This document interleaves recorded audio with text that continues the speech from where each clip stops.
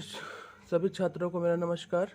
और आज का टॉपिक है आपका वेक्टर और 3D। ये इस सीरीज का पहला लेक्चर है और इसमें मैं आपको थोड़ा सा कॉन्सेप्चुअल चीज़ें भी बताऊंगा और इनसे रिलेटेड इम्पोर्टेंट क्वेश्चंस सारे कराऊंगा। मैं बिना इधर उधर की बातें किए सीधा सीधा आपके टॉपिक्स पे उतरता हूँ। प्लीज़ चैनल को सब्सक्राइब करिए, शेयर करिए। ओके। वेक्टर और 3D का इम्पोर्टेंस आपके IIT जेई में और आपके बोर्ड्स एग्जामिनेशन में 12th के स्पेशली बहुत ज़्यादा है। और इसलिए इन सारे टॉपिक्स को आपको बहुत ही ध्यान से पढ़ना पड़ेगा। डेटर्मिनेंट्स और आपका ये वेक्टर 3D, फिर AOD, परमुटेशन कॉम्बिनेशन, वो तो 11th का है, लेकिन 12th के टॉपिक्स को आपको बेसिकली बहुत ज़्यादा ध्यान से पढ़ना है।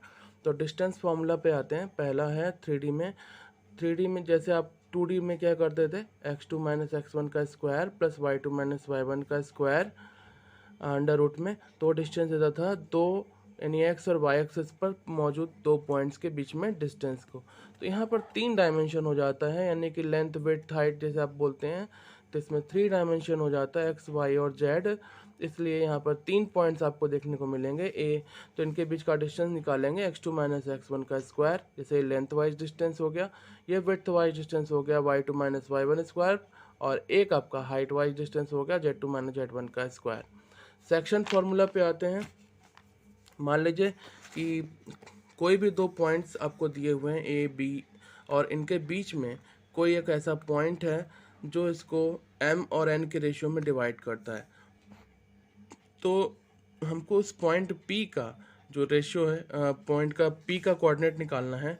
तो क्या करेंगे, mx2, ये x2 और y2 B का कोऑर्डिनेट है और x1 y1 A का। mx2 plus nx1 upon m plus n, my2 plus ny1 upon m plus n। एक कोऑर्डिनेट आपका स्पेशल एडिशन होगा, दैट इज z। तो mz2 plus nz1 upon m plus n। इसमें ज़्यादा कुछ नहीं है, बस वही एक्सटेंशन हो गया आपका एक डायमेंशन का, इस वजह से यहाँ पे z देखने को मिल रहा है। ये आपका फॉर्मूला है इंटरनल डिवीजन का। जैसे कि लाइन के अंदर ही कोई पॉइंट P है, अगर मान लीजिए यहाँ पर पॉइंट P आपका लाइन के बाहर चला जाता है, यानी तब हम कहेंगे एक्सटर्नल डिवीजन होगा। और उस केस में mx2 minus n x1 upon m minus n. फिर इसी तरह से यहाँ पे my2 minus n y1 upon m plus n minus नीचे भी m माइनस एन होगा, mz2 minus nz1 upon m minus n. तो एक्सटर्नल डिवीजन में आपको माइनस करना है और इंटरनल डिवीजन में प्लस करना है। नाउ अब volume of the tetrahedron. Tetrahedron इसके बारे में आप जानते ही होंगे। टेट्राहेड्रन की वॉल्यूम निकालना है तो चार पॉइंट्स ले लीजिए ए बी और सी डी, इनसे वॉल्यूम निकालना है। तो 1/6 mod of determinant x1 x2 x3 x4 एक कॉलम में लिखें, y1 y2 y3 y4 z दूसरे कॉलम में, z1 z2 z3 z4, और चौथे कॉलम में 1 1 1 1, ऐसे करते हुए, और इसका मॉड निकाल लीजिए डिटर्मिनेंट का। आगे के टॉपिक हैं direction ratio and direction cosine. मान लीजिए ए और बी कोई पॉइंट है, इनसे मिलाकर एक वेक्टर खींच आपको ड्रॉ करना है। ए बी एक वेक्टर हो गया जिनका पोजीशंस दिए हुए हैं x1 y1 z1 and x2 y2 z2। तो इसको इस तरीके से हम सेपरेट करके समझते हैं कि एक वेक्टर है ए बी जो z एक्सिस से गामा एंगल बना रहा है और x एक्सिस से अल्फ़ा और y एक्सिस से बीटा एंगल बना रहा है। तो लोग ज़्यादातर स्टूडेंट्स डायरेक्शन रेशियो और कोसाइंस में कंफ्यूज हो जाते हैं।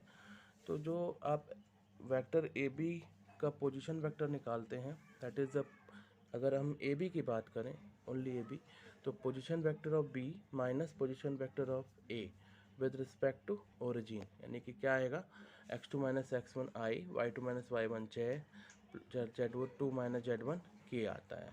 तो ये जो x2 minus x1, y2 minus y1, z2 minus z1 है, इनको हम बोलते हैं डायरेक्शन रेशियो। ओके। और वेक्टर को हमने यहाँ पे लिख दिया है x2 minus x1 i, y2 minus y1 j and z2 minus z1 k. इसका मॉडुलस क्या होगा, under root of x2 minus x1 square, y2 minus y1 square plus z2 minus z1 square, यानी कि वेक्टर ए बी की length हो गई। Direction cosine क्या होता है, अगर यही लाइन आपका एक्स एक्सिस से अल्फ़ा, वाई एक्सिस से बीटा और जेड एक्सिस से गामा एंगल बनाता है, जो कि हमने अभी दिखाया, तो कॉस अल्फ़ा लिखते हैं x2 minus x1 upon length of A B, and cos beta equal to y2 minus y1 upon mod of A B यानी length of A B, N equal to cos gamma equal to z2 minus z1 upon mod of A B. इसको L, M और N से represent करते हैं, और साथ में इसकी प्रॉपर्टी ये है, अगर आप इनका स्क्वायर करके जोड़ दें एन स्क्वायर इक्वल टू 1 आएगा। और ऐसा क्यों होता है? अगर आप इनको स्क्वायर करके ऐड करेंगे तो क्या आएगा, देखिए x2 minus x1 square, y2 minus y1 square, और नीचे z2 माइनस z1 स्क्वायर। ये हो गया न्यूमरेटर। सबके डिनोमिनेटर में सेम टर्म्स हैं, इसलिए नीचे आएगा आपका ए बी का स्क्वायर। ए बी आपका लेंथ है, तो अंडर रूट में होता है तो अंडर रूट आप हट जाएगा क्योंकि जब हम स्क्वायर करने जा रहे हैं। तो ये सेम चीज़ आएगी जो ऊपर आपके न्यूमरेटर में है, वो सेम चीज़ आएगी y2 माइनस y1 स्क्वायर और plus z2 minus z1 square. तो नेवर गेट कंफ्यूज, ये इसीलिए बनाता है, ठीक है।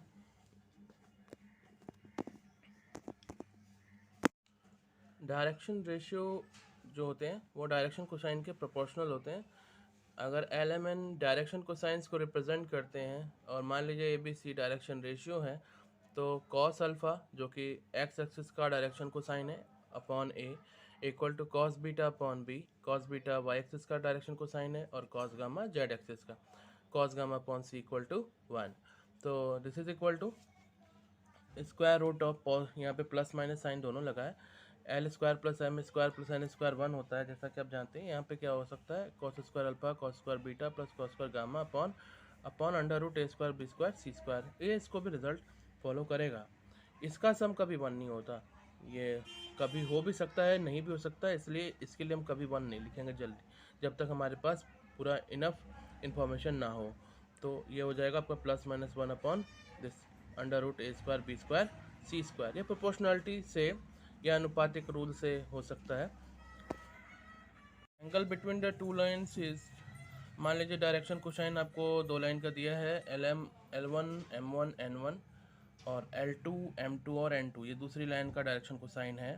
तो कॉस थीटा क्या होता है, L1 L2 plus M1 M2 plus N1 N2। और अगर आप कॉस थीटा जानते हैं तो साइन थीटा भी बड़े आसानी से निकाल सकते हैं। एक छोटे से ट्रिग्नोमेट्रिक फॉर्मूले से under root 1 minus sine square theta करेंगे, अरे 1 माइनस कॉस स्क्वायर थीटा करेंगे, तो आपको क्या मिल जाएगा, sine theta. Sine theta equal to under root 1 minus cos square theta. अगर इसकी वैल्यू निकाल लिया तो आप साइन थीटा भी निकाल सकते हैं ईजिली। द लाइन्स, अगर दो लाइन पैरेलल होते हैं तो इनके जो डायरेक्शन कोसाइंस हैं वो क्या होंगे, प्रोपोर्शनल होंगे, L1 upon L2 M1 upon M2 N1 upon N2। और या ये भी कह सकते हैं कि अगर इनका डायरेक्शन रेशियो दिया हुआ है तो भी वो प्रोपोर्शनल होगा, A1 upon A2 B1 upon B2 and C1 upon C2। और अगर परपेंडिकुलर हो गए तो L1 L2 plus M1 M2 plus N1 N2 क्या आएगा, 0 आएगा। So as here A1 A2 plus B1 B2 plus C1 C2 भी 0 आएगा। A1 A2 B1 B2 C1 C2, ये प्रोडक्ट हो गया आपका डायरेक्शन रेशियो का।